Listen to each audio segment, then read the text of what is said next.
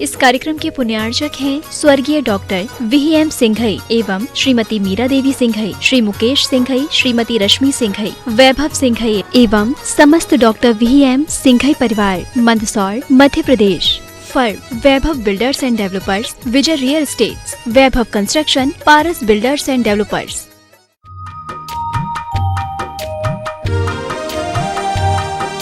समाधान प्रणेता, भावनायुक्त प्रवर्तक, प्रखर वक्ता पूज्य मुनिवर श्री प्रमाण सागर जी महाराज की जय जय जय। मुनिवर श्री अरहय सागर जी महाराज की जय जय जय।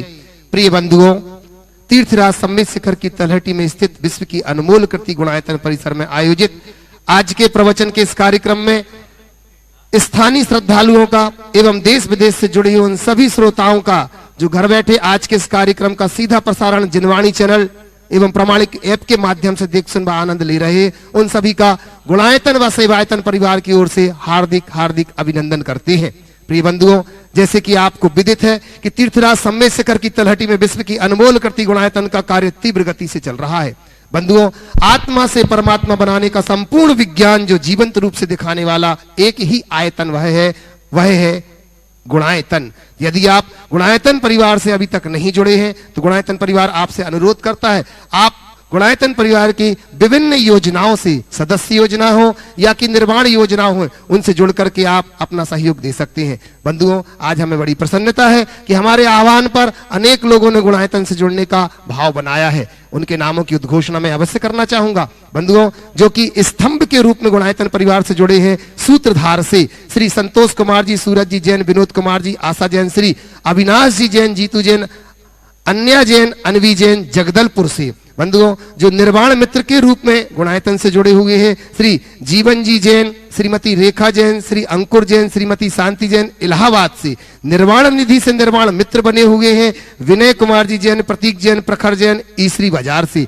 श्री पदमचंद जी, पद्मा देवी जैन, श्री पवन कुमार जी, मनोज कुमार जी जैन, खिंदू का समस्त परिवार, महावीर नगर, जयपुर से। बंधुओं, निर्वाण निधि के रूप में जिन्होंने 21,000 रुपए की राशि देकर के जुड़े हुए हैं, स्वर्गीय गौरीलाल जी सेठी की स्मृति में श्रीमती सुमित्रा देवी सेठी, श्री राजेश कुमार जी सेठी, श्रीमती स्वाति सेठी, दीमापुर से। निर्वाण निधि के रूप में जो अनेक लोग जुड़े हुए बंधुओं, उनके नामों की उद्घोषणा कर रहा हूं। शेफाली गौतम शाह न्यूयॉर्क से, आशीष पलक शाह न्यू जर्सी से, श्रीमती कैलाशो देवी जैन, धर्मपत्नी स्वर्गीय नरेंद्र कुमार जी जैन सराफ, पीयूष पंकज प्रहर्ष जैन बहिराइश से। बंधुओं, राजेश कुमार जी गोधा, श्रीमती ऋचा जी इम्फाल से, श्रीमती गुणशिला जी, सुरेंद्र चंद जी श्रावणी वर्धा से, श्री महेंद्र जी जैन रसिया से, महेंद्र जैन रसिया, श्रीमती सीमा जी जैन सपरिवार पाली झांसी से, श्री अशोक जी सुधा जी जैन सपरिवार भोपाल से, श्रीमती सुनीता जी जैन धर्मपत्नी ताराचंद जी जैन बड़ौद से, श्री अरुण जी शाह, श्रीमती ज्योति शाह विरल शाह जयपुर से, और वैशाली सदानंद जी जैन पाली गांव महाराष्ट्र से। जोरदार ताली बजाकर के हम इनका अभिनंदन करते हैं। बंधुओं, आपको विदित ही है, पूज्य मुनिवर श्री के मुखारबिंद से जब यहाँ पर शांति धारा होती है तो अनेक लोग अपनी भावनाओं को परिचित करते हुए शांति धारा से जुड़ रहे हैं। आपसे भी निवेदन करना चाहूंगा कि आप प्रातःकालीन शांति धारा में यहाँ पर जरूर जुड़िएगा, विभिन्न अपने मांगलिक अवसरों पर। बंधुओं, उसी के साथ साथ प्रातः दोपहर 1 बजे से यहाँ पर गणधर वलय विधान होता है, जिस विधान में अनेक लोग जुड़ते जा रहे हैं, देश विदेश से लोग। आप यहाँ नहीं पहुंच पा रहे हैं तो कोई बात नहीं, पहुंचे तो पूरे परिवार के साथ यहाँ पर 8-10 लोगों के रहने की, भोजन की संपूर्ण व्यवस्था 3 दिन की आपको दे रहे हैं मात्र 31,000 रुपए की राशि के माध्यम से। और आज के गणधर वलय विधान के जो यहाँ पर पुण्यार्जक बने हुए हैं, श्रीमान यश जी जैन, प्रदीप जैन, सुभी जैन, अलका जैन, मुंबई से। बंधुओं, जोरदार ताली बजा करके हम उनका अभिनंदन करते हैं। आप देखेंगे ये विधान की झलकियां जो कि पूज्य मुनिश्री के मुखारबिंद से जो कहा गया है कि उन विधानों को अपन यहां पर संपन्न करेंगे, ये बहुत थोड़ी सी झलकियां आपको विधान की यहां पर दिखाई जा रही है कल की।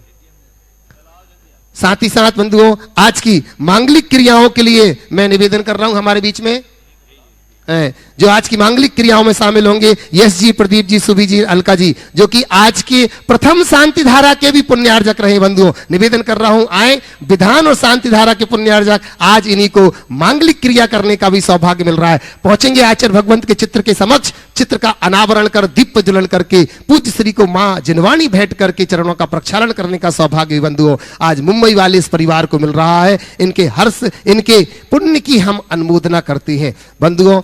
विश्व की अनमोल कृति यह गुणायतन, जिसका निर्माण यहां पर बड़ी तीव्र गति से चल रहा है। पूज्य मुनि श्री यहाँ पर विराजमान है, जिनकी पावन सन्निधि हमें मिली है। एक एक पत्थर जो यहाँ पर रखा जा रहा है बंधुओं, लोगों की भावनाएं उनमें जुड़ती जा रही हैं। विशाल रूप ले लिया है गुणायतन ने, जो कि आज पूर्णता की ओर है। आचार्य भगवंत के आशीर्वाद से यह गुणायतन शीघ्र ही पूर्ण हो और विशाल पंचकल्याणक प्रतिष्ठा जो अनमोल हो यहाँ पर बंधुओं, जिसकी छटा बड़ी निराली होगी। आप सभी लोग इस पंचकल्याणक प्रतिष्ठा में भी आप लोग शामिल होंगे, वो दिन बहुत जल्दी ही आएगा पूज्य श्री के आशीर्वाद से। तो चलिए मैं निवेदन कर रहा हूं, यश जी, प्रदीप जी, सुभी जी, अलका जी का परिवार मुंबई से चित्र अनावरण दीप प्रज्वलन के बाद पूज्य श्री को मां जिनवाणी भेंट करके चरणों का प्रक्षालन करने का सौभाग्य पाएंगे।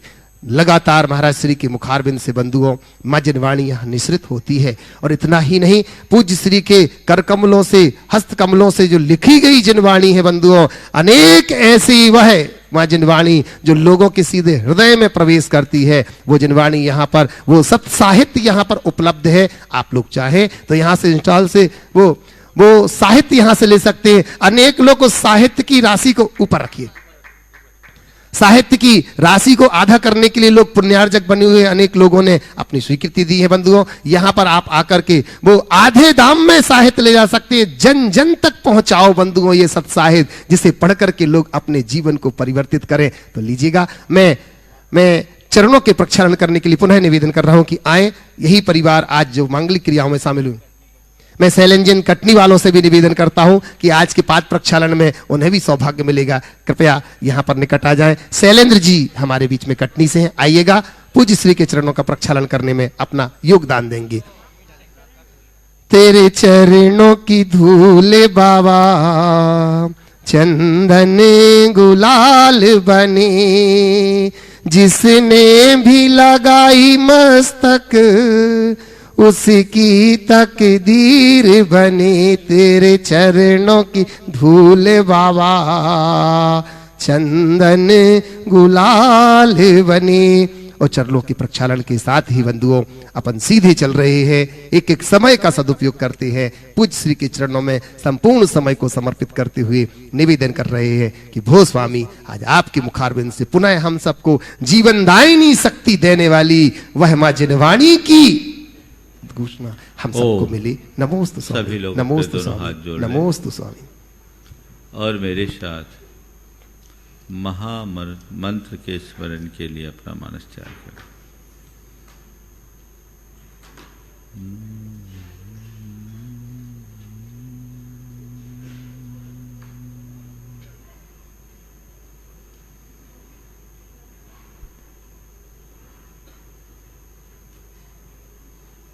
नमो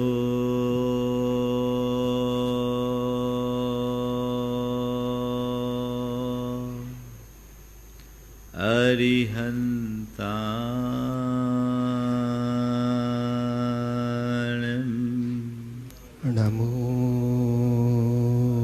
अरिहन्ताणं, नमो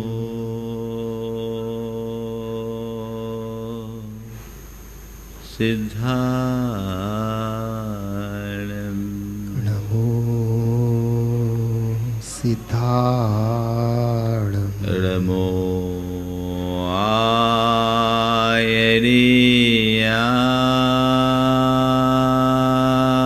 आयनीयाणं, नमो आयरीयाणं, नमो वज्रायाणं, नमो वज्रायाणं, नमो लोये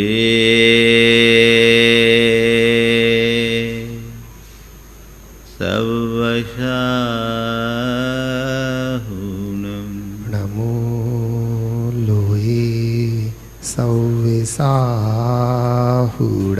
एषो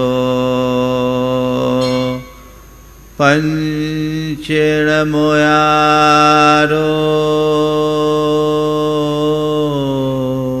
एषो पंचेणमुयारो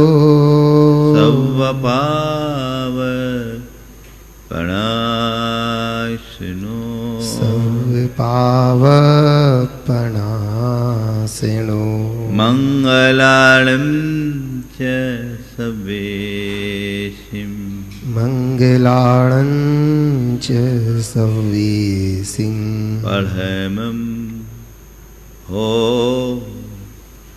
मंगलम परमं होय मंगलम। जय बोलो देवादिदेव 1008 श्री भगवान महावीर स्वामी की जय जय जय। अहिंसा परमो धर्म की जय जय जय। पूज आचार्य गुरुवर श्री विद्यासागर जी महाराज की जय जय जय। परम पूज गुणायतन प्रणीता संख समाधान करता भावना योग प्रवर्तक पूज मुनिवर श्री प्रमाण सागर जी महाराज की पूज मुनिवर श्री अभय सागर जी महाराज की जय जय जय। ओ संसार में घटनाएं घटती है, वस्तु का परिणमन होता है, वह सब कुछ अपने अपने स्वभाव के अनुसार होता है। हम पूरे प्रकृति पर नजर डालें तो प्रकृति का सब काम अपनी गति से चलता है। उस कार्य में न तो किसी का हस्तक्षेप होता है, न ही उसमें कोई विशेष भागीदारी। ये स्वभाव है और स्वभाव के अनुरूप परिवर्तन परिणमन निरंतर जारी है। रोज सूरज उगता है, रोज सूरज अस्त होता है। ये चला आ रहा है और चलता रहेगा। पूरब से ही उगेगा, पश्चिम में ही अस्त होगा, उसके क्रम में कोई परिवर्तन नहीं। प्रकृति का जो परिणमन है वह स्वाभाविक है, चला आ रहा है, चलता रहेगा। लेकिन स्वभाव से चलने वाले इस परिणमन के प्रति सबका अलग अलग दृष्टिकोण होता है। अगर स्वभाव को स्वभाव के रूप में देखते रहे तो कहीं कोई बात नहीं, लेकिन जब हम उसे अपने एंगल से देखना शुरू करते हैं तो उसमें बहुत सारा खेल शुरू हो जाता है।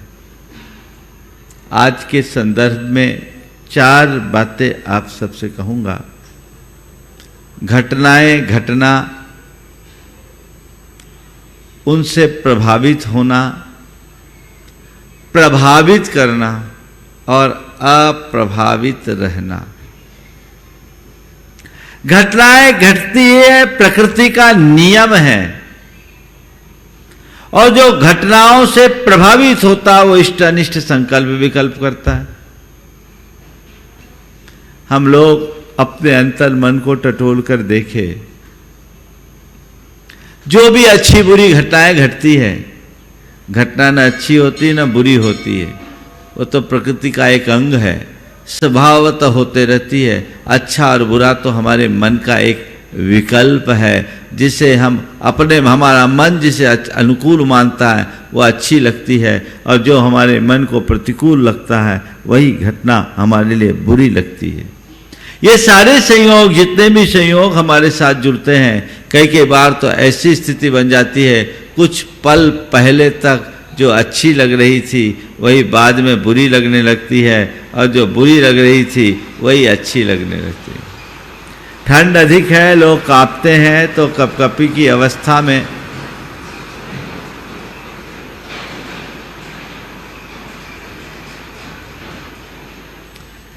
धूप में जाओ तो धूप सुहाती है, लेकिन थोड़ी देर तक धूप में तप लो तो वही धूप चुभने लगती है ना। हाँ, ये क्या है? ये हमारे मन की परिणति है। संत कहते हैं जीवन का रस लेना है तो घटनाओं को घटनाओं के भांति देखो, जानो, बस वहीं तक सीमित रहो। उससे प्रभावित मत हो, अप्रभावित रहो। तुम जितना प्रभावित होगे उतने दुखी होगे और प्रभावित उन घटनाओं को प्रभावित करने की जितनी चेष्टा करोगे उतने व्याकुल होगे। थोड़ा सा अपने चित्त का विश्लेषण करके देखो, तुम्हारी पूरी शक्ति, समय और संसाधन किन बातों में खपते हैं? घटनाओं के घटने में या घटनाओं से प्रभावित होने या प्रभावित करने की चेष्टा में? अगर हमने अपने भीतर ये क्षमता विकसित कर ली कि सब में सहज होकर जीने के आदि और अभ्यासी बन गए, तो हमसे सुखी संसार में कोई नहीं। सच्चे अर्थों में संसार में केवल और केवल वही सुखी है जो साक्षी भाव से जीता है, तटस्थ होकर जीता है। तटस्थ होने का मतलब क्या? नदी की धार बहती है, पल पल बहती है, पर तट जहां क्या तहां बना रहता है। घटनाओं की धार बह जाने दो, पर तुम वहीं के वहीं रहो। ये कैसे होगा? जब वस्तु के स्वरूप को जानोगे। मैं आपसे एक सवाल करता हूं, किसी के पास ऐसी ताकत है कि जो समुद्र में मिठास ले आए? किसी के पास ऐसी सामर्थ्य है जो सोने को सुगंधित कर दे? है इस संसार में कोई ऐसा पराक्रमी जो सूरज को पश्चिम से उगा दे? निसर्ग के नियम को कोई बदल नहीं सकता, ये शाश्वत सत्य है ना? कुछ स्थूल बातों को तो हम स्वीकार लेते हैं। हमें सुबह होने और शाम होने में कोई फर्क नहीं पड़ता, क्योंकि हमें पता है निसर्ग का नियम है, सूर्योदय होगा तो सूर्यास्त होगी, दिन उगा है तो रात होगी। समुद्र का पानी खारा है तो खारा ही है, सोने में तो सुंदरता है लेकिन सुगंध नहीं है तो नहीं है, फिर भी सोना सुंदर है। तुम उसे देख रहे हो, अपना रहे हो, स्वीकार रहे हो। संत कहते हैं ये बात समग्र के साथ जुड़ जाए तो जीवन निहाल हो जाए। सबके साथ ये बात जुड़नी चाहिए कि प्रकृति में जो भी है वो अपनी अपनी परिणति से है। आप लोग बोलते हो जड़ चेतन की सब परिणति प्रभु अपने अपने में होती है, अनुकूल कहूं प्रतिकूल कहूं ये झूठे मन की वृत्ति है ना? ये किसकी वृत्ति है? झूठे मन की, जो हमारे मन की कल्पना है, जिसका कोई आधार नहीं, जिसका कोई वजूद नहीं, जिसका कोई अस्तित्व नहीं, उसमें हम उलझ करके रहते हैं। जीवन के सत्य को पहचानने वाला ही अपने जीवन का असली आनंद ले पाता है। तो जीवन के सत्य को जानो, जीवन के सत्य को पहचानने का पुरुषार्थ करो, ताकि अपने जीवन के मार्ग को प्रशस्त किया जा सके और जीवन को आगे बढ़ाया जा सके।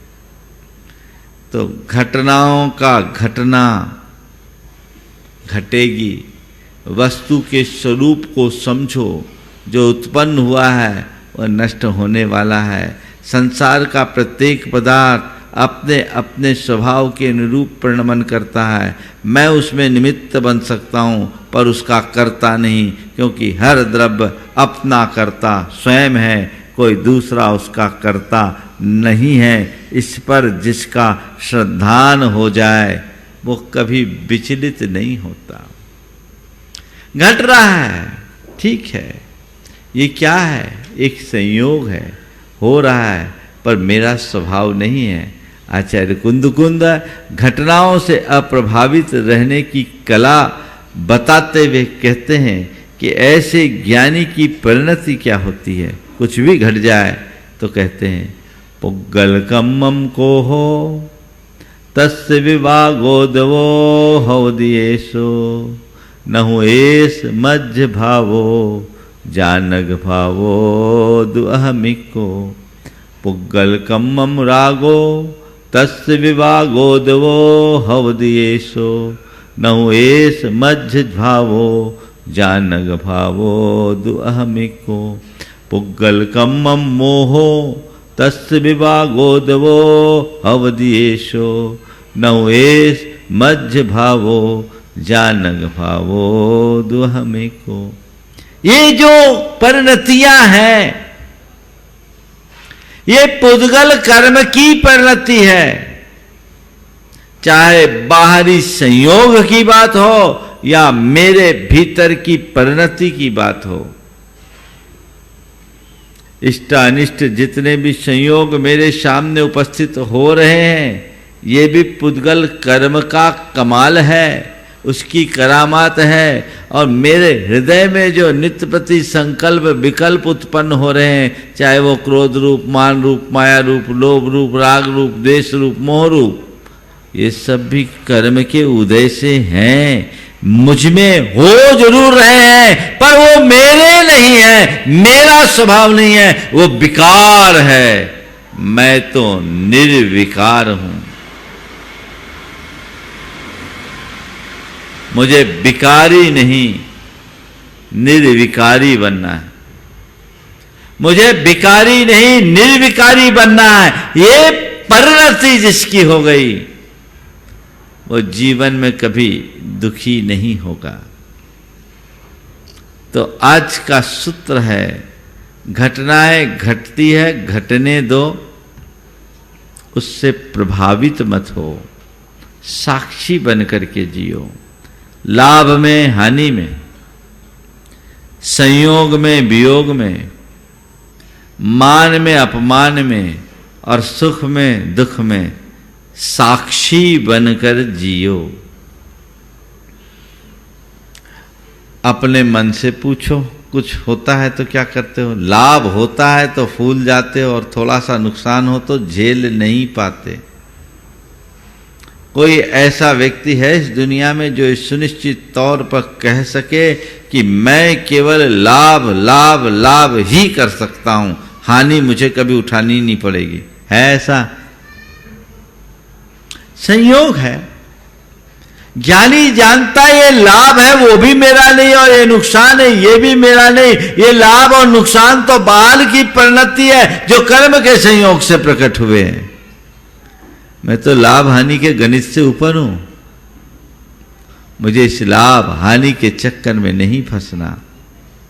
उसके अंतरांग में समझ होती है, उस समझ के परिणाम स्वरूप वो दोनों में समभाव रखता है और जीवन में सहजता बनाए रखने में समर्थ होता है। कब लाभ हो जाए कब नुकसान हो जाए पता है?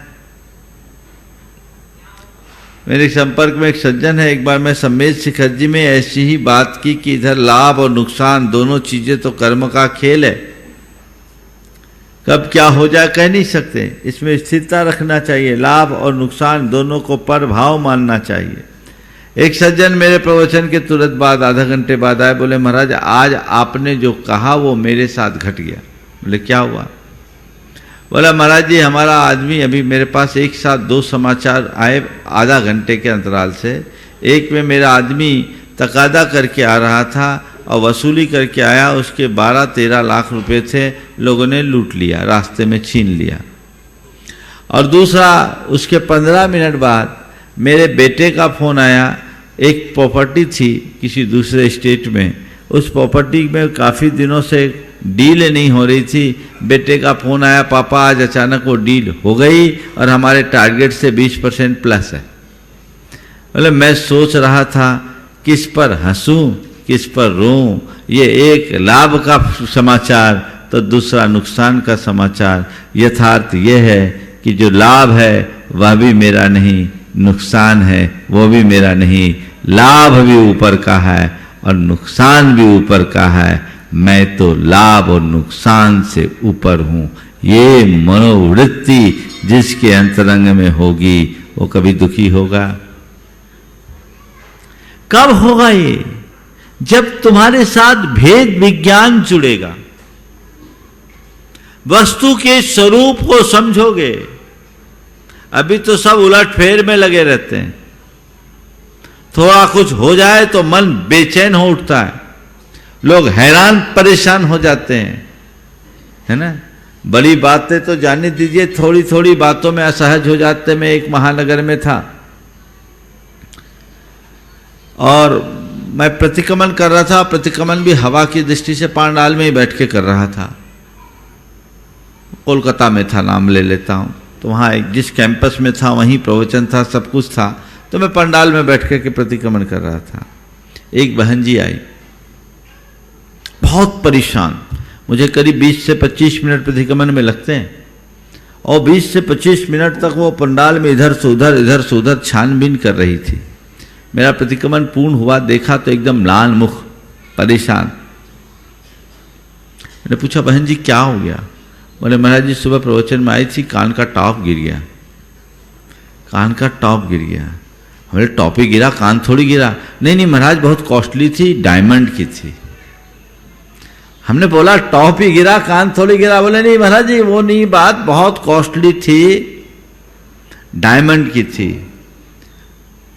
बहुत देर से खोज रही हूं महाराज जी, नहीं मिल रहा है। आप आशीर्वाद दो, मिल जाएगा। हम बोले, मिलना होगा तो मिल जाएगा, परेशान क्यों हो रहे? फिर हमने कहा, कॉस्टली थी, कितनी कॉस्टली होगी? नहीं महाराज काफ़ी कॉस्टली है। हमने कहा, ये बताओ आपकी जितनी संपत्ति है और एसेट्स हैं उसकी तुलना में 1-8%? नहीं महाराज उसके हिसाब से तो बहुत कम। हम बोले, ये बताओ करोड़ों की संपत्ति की धनी होकर अगर 2-4 लाख का टॉप खोया तो इतने बेचैन क्यों हैं? टॉप गिरा, गिर जाने दो, मन की चैन को मत जाने दो। एक बात सोच लो, मेरे भाग्य का होगा तो मिल जाएगा और नहीं मिलना होगा तो नहीं मिलेगा। परेशान क्यों? नहीं महाराज जी बहुत सुंदर है, बहुत सुंदर था। हम बोले, वो था, पर तुम अपने आप को तो आज भी सुंदर बनाए रख सकते हो। जो खोया सो खोया, जाने दो, मेरा है क्या? बहुत मुश्किल। संयोग ये था कि फिर दूसरे दिन सारी मैटिंग वेटिंग हटने के बाद जब झाड़ू लग रहे थे तो मिल गया उसका भाग्य से, और जान में जान आई। जब वो है दोनों पति पत्नी मेरे पास, हमने बोला, देखो एक छोटी सी चीज ने तुम्हें कितना परेशान कर दिया, इसी का नाम है आसक्ति, और यही मनुष्य को उलझाती है। सबके दुख का मूल केवल यही है, जो उलझा कर रखती है, बुरी तरह से उलझाती है।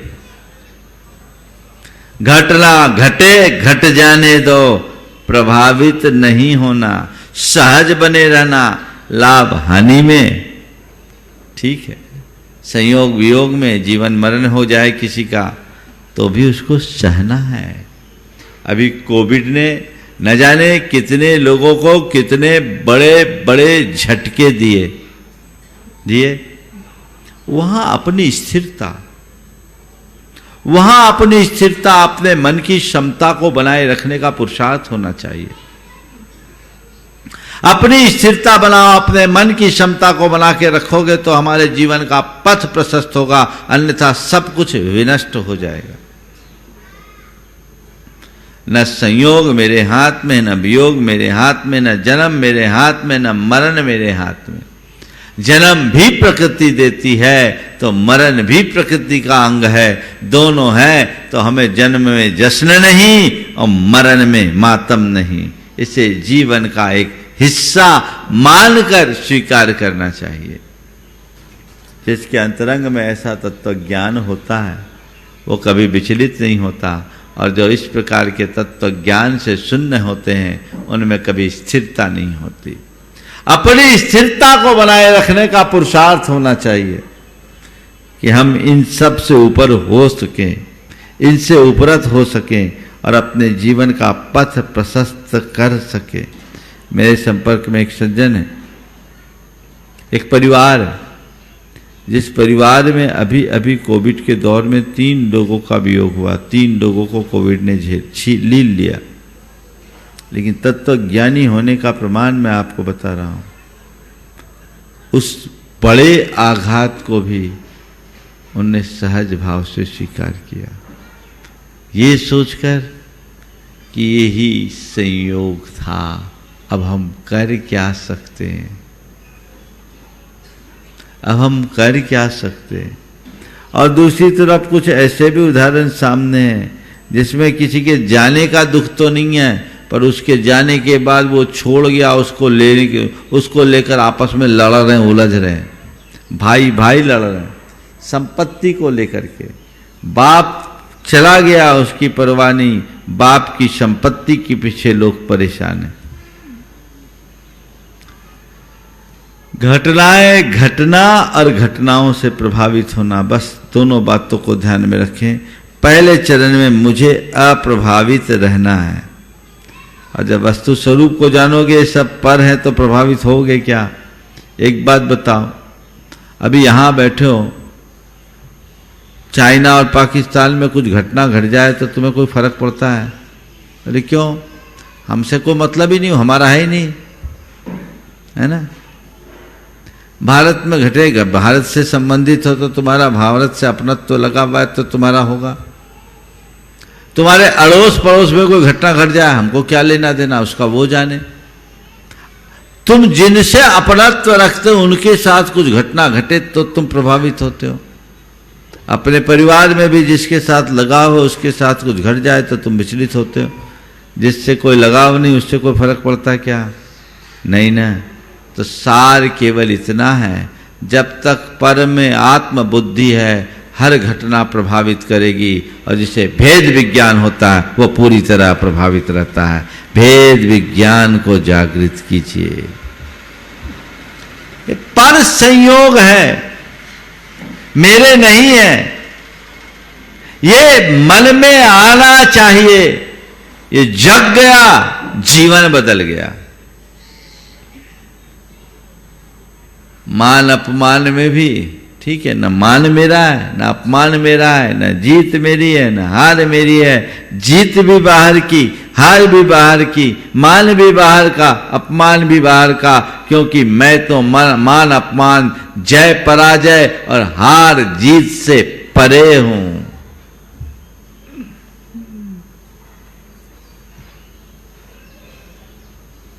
लेकिन आज तो यही है, कभी हम जीतने की कोशिश करते हैं, कभी हार जाते हैं, तो सामने वाले को हराने का प्रयास करते हैं। ये जीत हार के खेल में, जय पराजय के खेल में और मान अपमान के झमेले में हम सारा जीवन उलझा कर रख देते हैं। वस्तु स्वरूप को जानो, आत्म तत्व को पहचानो, जो इन सब से ऊपर है, वैसी दृष्टि उद्घाटित कर लो। जीवन निहाल हो जाएगा। जय पराजय से परे।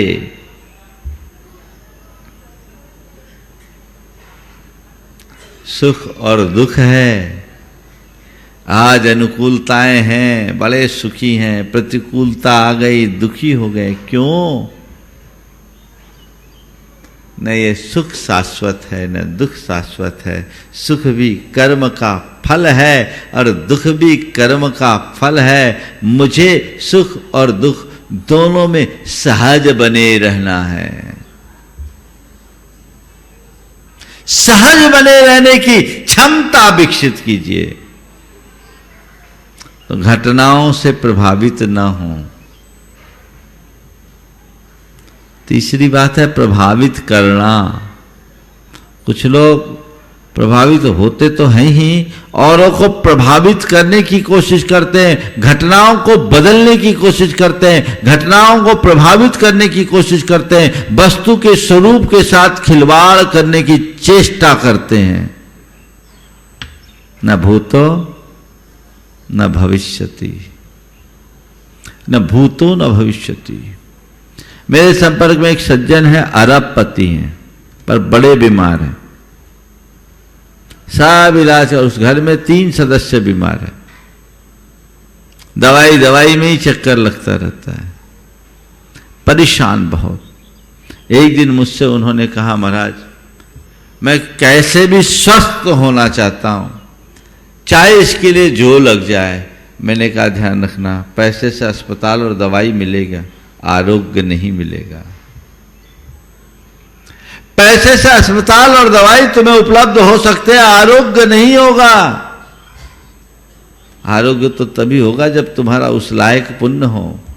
पर तुम चाहते हो कि स्वस्थ रहना, तुम स्वस्थ रहना चाहते हो, तो मैं तुमसे इतना कहूंगा, अपने आप को अभी से स्वस्थ मानना शुरू कर दो, तुम्हारी अस्वस्थता खत्म हो जाएगी। महाराज कैसे इतनी तकलीफ है? बोले तकलीफ है माना, पर तुम्हें इतनी तकलीफ तो नहीं है कि तुम बिस्तर पकड़ लो, तुम्हें ऐसी तकलीफ तो नहीं है कि तुमसे बोलते नहीं बन रहा हो, चलते नहीं बन रहा हो, फिरते नहीं बन रहा हो, उठते नहीं बन रहा, बैठते नहीं बन रहा, तुम चल फिर रहे हो, उठ बैठ रहे हो। महाराज वो तो मैं ऑफिस भी चला जाता हूँ, हमारे सारा काम काज सब कुछ कर रहे हो, फिर भी अपने आप को बीमार मान रहे हो। मैंने उनसे कहा कि ध्यान रखना, तन की बीमारी का तो फिर भी इलाज संभव है, तुम्हारे मन की बीमारी का कोई इलाज नहीं। तुम माना तुम तन से अस्वस्थ हो, इसे कर्मोदय मान करके स्वीकार कर लो और मन को स्वस्थ रखो। हर पल ये विचार करो, मैं स्वस्थ हूं, मैं मस्त हूं, मैं स्वस्थ हूं, मैं मस्त हूं, स्वस्थ हो हम। ये तुम्हें ऊर्जावान बनाएंगे। अज्ञानी चीजों को बदलने की कोशिश करता है और ज्ञानी चीजों के अनुरूप अपने आप को एडजस्ट करने का प्रयास करता है। जो एडजस्ट हो जाता है वो उसका हिस्सा बन जाता है, वो आनंदित होता है, और जो एडजस्ट नहीं हो पाता, चीजों को बदलने की कोशिश करता है, वो अपना पूरा जीवन परिस्थितियों से जूझते हुए बर्बाद कर देता है, जीवन में कुछ हासिल नहीं कर पाता। जूझो मत,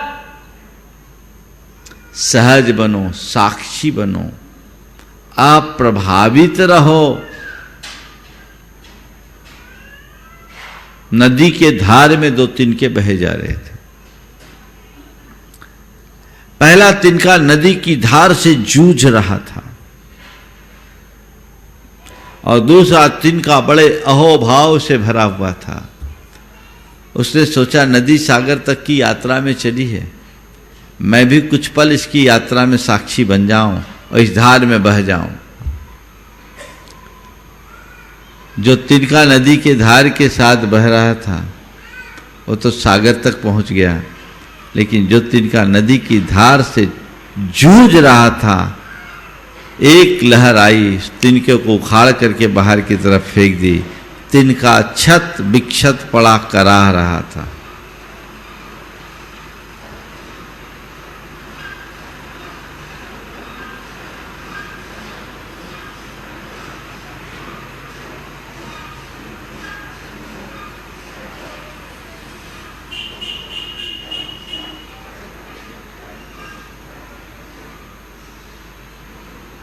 मैं कह रहा था, वो तिनका वहीं करा रहा था।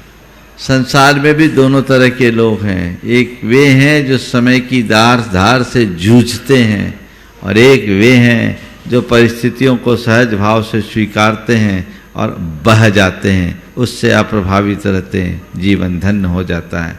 तो परिस्थितियों को जानिए, समझिए, जो है जैसा है उसे सहज भाव में स्वीकारिए, उसे बदलने के लिए उतावले मत बनिए।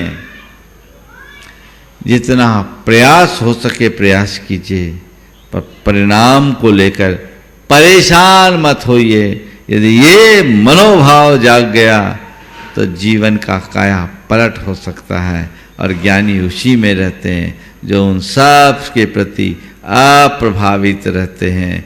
उनको कोई फर्क नहीं पड़ता कि पुग्गल कम्मम रागो तस् विवागोदवो हवदियेसो नौ एस मज्ज भावो जानक भावो दो अहमिको। ये तो सब ऊपर का खेल है। मैं तो मात्र ज्ञाता आत्मा हूं, ज्ञायक स्वरूप हूं। ये समझ अपने अंदर जगा लो, जीवन निहाल हो जाएगा। आज जितने भी लोग हैं ना, तुम्हारे जीवन में जितने भी दुख हैं, उन दुखों का इलाज इसी में है। और पाओगे कि व्यक्ति के जीवन में तन से संबंधित दुख तो न के बराबर हैं, कम हैं। जितना दुख है वो क्या है? हाँ, यहां बैठा हुआ है ना, जिसे हमने पाल रखा है, जो हमारी मान्यता और अवधारणा के कारण पनपी है। और अगर हमने अपनी मान्यता को ठीक कर लिया, अपनी अवधारणा को बदल दिया, तो आज भी हमारे जीवन का काया पलट हो सकता है। अवधारणा को बदलिए। कल मैंने कहा था भ्रम का निवारण होना चाहिए, चाहे वह स्वरूपगत हो या सत्तागत हो, चाहे संबंध संबंधी हो या धर्म विषयक हो। ये जितने भी भ्रम हैं ये हमें उलझाने वाले हैं। भ्रम का निवारण होना चाहिए, यथार्थ की तरफ दृष्टि होनी चाहिए, जिससे जीवन का पथ प्रशस्त हो सके और हम अपने जीवन को आगे बढ़ा सकें। तो ये अपने अंदर ऐसी क्षमता विकसित करे जो हम सबसे अप्रभावित रहने में समर्थ रह सके। चलो जो हुआ सो हुआ, हो जाने दो। आया सो मेरा नहीं, गया सो मेरा नहीं। जो व्यक्ति ऐसी परिणति वाले होते हैं, देखिए उनका जीवन कितना उत्कृष्ट हो जाता है। हमने सुना है पंडित सदासुखदास जी या बनारसी दास जी के यहाँ एक चोर आया। बनारसी दास जी के यहाँ एक चोर आया। चोर चोरी कर रहा है। सारा सामान उसने एक पोटली में बांध लिया। इनकी नींद खुल गई, ये देख रहे हैं। चोर जब पोटली उठा रहा है, पोटली कुछ भारी लग रही है, तब बनारसी दास जी उठते हैं, उस पोटली को उसको सिर पे रखने में सहयोग करते हैं। चोर चकित, ऐसा आदमी तो हमने आज तक नहीं देखा कि चोरी करने आने वाले चोर के लिए ये सहयोग दे रहे। मामला क्या है? बोला भैया देख, ये तो मेरे परिगा का भार था, तू ले जा रहा है सो ले जा रहा है। तू जो ले जा रहा वो भी मेरा नहीं और जो रखा था वो भी मेरा नहीं, मेरा तो मैं हूं। मुझे लगा तुझे कुछ तकलीफ हो रही है तो मैं तेरे को दे रहा हूं।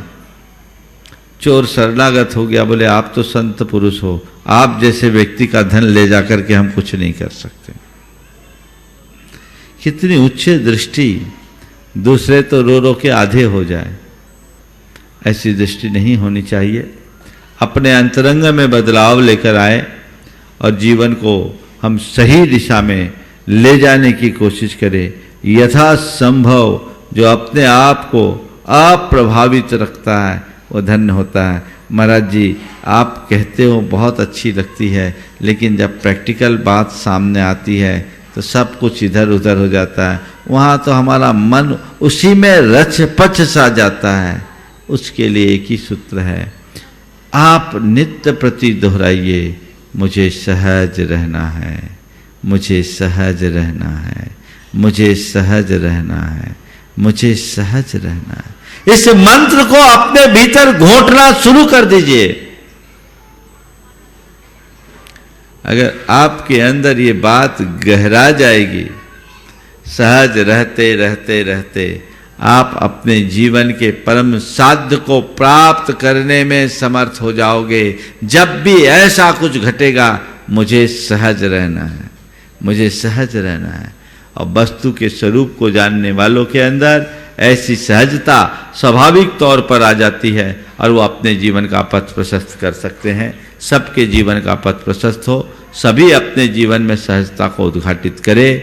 इस स्वभाव के साथ आज यहीं पर विराम ले रहा हूँ। बोलिए परम पूज्य आचार्य गुरुवर श्री विद्यासागर जी महाराज। जय बोलिए पूज्य मुनिवर श्री प्रमाण सागर जी महाराज की जय। जय जय मुनिवर श्री अरहै सागर जी महाराज की जय जय जय। बंधुओं, दोपहर को ठीक 1 बजे से महाराज श्री के आशीर्वाद से यहीं पर गणधर बलय विधान होगा। मुंबई वाला परिवार यहां पर उपस्थित है, उनकी ओर से मैं आप सबसे निवेदन कर रहा हूं कि आप सभी लोग इसमें अनिवार्य नहीं कि आप पुण्यार्जक नहीं है तो आप विधान में नहीं बैठ सकते, नहीं, बिल्कुल आप बैठ सकते हैं। विधान में बैठ करके आप लाभ लीजिएगा। सायंकालीन ठीक 5 बजे से शंका समाधान का कार्यक्रम यहां पर प्रारंभ हो जाएगा, जिसके लिए जिनको भी अपनी शंकाएं हैं वो शंका पेटिका में इस पेटिका में अपने प्रश्न डाल करके आपके प्रश्न अच्छे होंगे तो आपको अवसर दिया जाएगा। साथ ही साथ बंधुओं, प्रतिदिन शांति धारा में आप यहां पर शामिल होइएगा। अगर आप सम्मित शिखर जी की तलहटी पर आए हैं बंधुओं, तो अगर पहाड़ पर नहीं जा रहे तो यहां नीचे रह करके हम शांति धारा अभिषेक तो कर ही सकते हैं, आप उसमें जरूर शामिल होइएगा। बंधुओं, महाराज श्री के चरणों में वंदन करते हुए अपन आज करते हैं। जा वाणी के ज्ञान थे सूछे लोका लोक, सो वाणी मस्तक नमो सदा दीत हो ढोक। इस कार्यक्रम के पुण्यार्चक थे स्वर्गीय डॉक्टर VM सिंघई एवं श्रीमती मीरा देवी सिंघई, श्री मुकेश सिंघई, श्रीमती रश्मि सिंघई, वैभव सिंघई एवं समस्त डॉक्टर VM सिंघई परिवार, Mandsaur, Madhya Pradesh. Firm Vaibhav builders and developers, Vijay real estates, Vaibhav construction, Paras builders and developers.